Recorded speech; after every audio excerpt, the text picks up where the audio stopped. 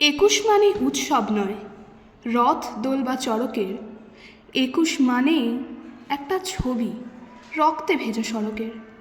1952 সালের 21শে ফেব্রুয়ারি মাতৃভাষার মর্যাদা রক্ষার জন্য জীবন দিয়ে বাঙালি বিশ্ব ইতিহাসে অনন্য দৃষ্টান্ত স্থাপন করেছে।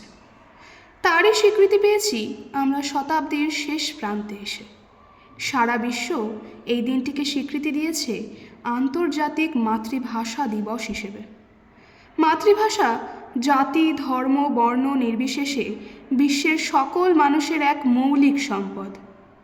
মা ও মাটির মতোই প্রতিটি মানুষ জন্মসূত্রে এ সম্পদের উত্তরাধিকারী হয়। মানুষের পরিচয়ের সর্বপ্রথম ও প্রধান ধাপ এই মাতৃভাষা। এই মাতৃভাষার সঙ্গে মানুষের যেন নিবিড় ভালোবাসার সম্পর্ক। ফেব্রুয়ারির 21 তারিখ দুপুরবেলার অক্ত। বৃষ্টি নামে, বৃষ্টি কোথায়? বরকতের রক্ত।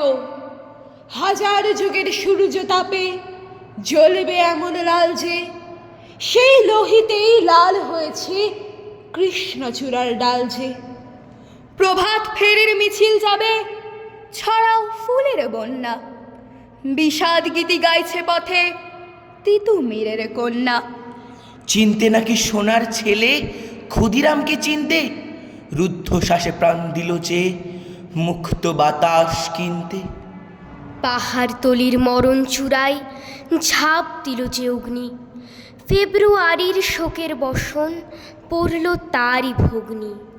প্রভাত ফেরি, প্রভাত ফেরি, আমায় নিলে সঙ্গে।